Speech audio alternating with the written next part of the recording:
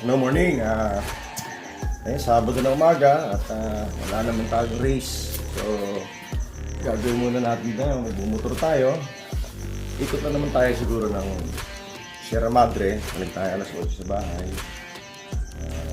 Ano lang, tamang chillax mode muna kasi December naman. So, tsaka na muna tayo mag-bike siguro after Christmas, tsaka tayo mag-bisikleta. Pero sa ngayon, enjoy muna tayo sa motor, no? At relaxation naman para hindi naman tayo palagi stress sa trabaho, gano'n. Okay? So, muna tayo. Balik tayo siguro mga alas 8, alas 9.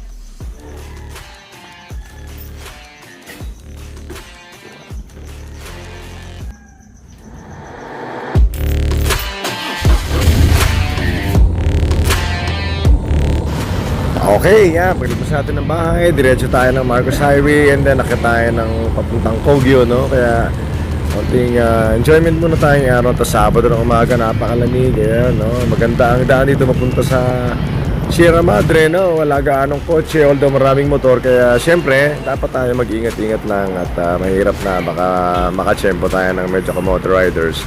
Pero just the same, super safe naman itong umagan to. At na-enjoy ko talaga yung lamig tsaka yung twisty, no? Pero syempre kailangan natin mag-ingat at wala namang mabilisan dito eh. Syempre swabe-swabe lang tayo, wala namang nagmamadali rito. Tamang relax mode lang tayo sa umagang ito. At super enjoy talaga tong trip na to, napakalamig talaga. At syempre sa ating BMW GS, super relax. At upright position, hindi nakakapagod gaya ng Ducati dati. Ang init. Okay, magas tayo. So, hanggang natin 300. Matipid naman yung kilos. Hindi ako nakaabot 300. Galing ako ng Sierra Madre, bahay, Sierra Madre. Then bago natin si garahe, hindi naman nagagamit. Puro lang pakyot sa pagmamotor.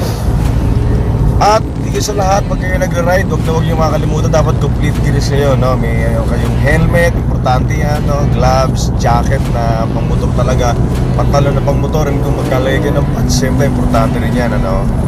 Kaya iwas-iwasan natin yung nagmamotor talaga na wala tayong gears dahil hindi ho talaga safe yan.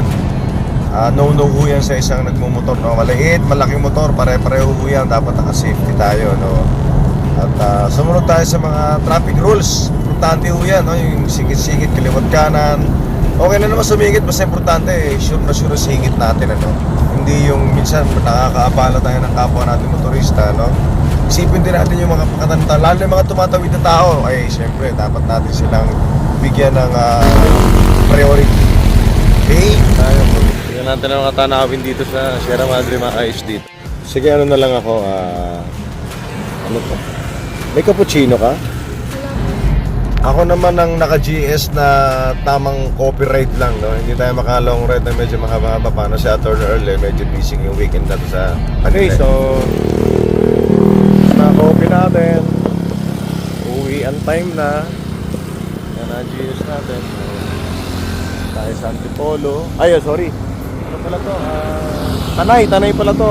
Lampas ng Sierra Madre Resort. And then pababa na to ng Jariel. So ayan lang. So tamang pakyut lang. Pakyut ride. Pauwi na rin ako. So alas 8 na. So bahay ako alas mga alas 9. Bahay ako. Okay. So yan lang naman. Cute ride lang. Okay, after nating mag kape sa Tanay, no, malapit sa Sierra Madre Resort, it's time for us to go back home. At marami pa tayong trabaho ang gagawin. Pagtingting sa bahay, no. Ito ang pinakamasarap, pababa.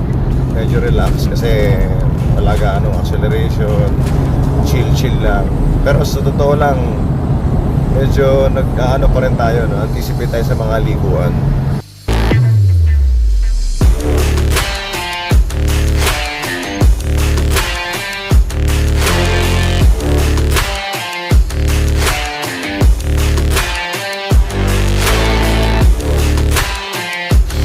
Okay, so tapos na ating ride.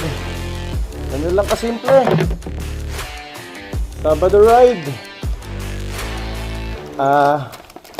Sabado, pa-cute, pa-baby ride. Yun lang naman. Simple lang. Okay, yan na. Okay. Finally, bahay na rin. Okay, kuting-ting blues naman tayo ngayon. Okay. Magandang umaga sa inyo lahat. Yan. Yan ha. Pa-cute ride lang. Bye-bye. Yun.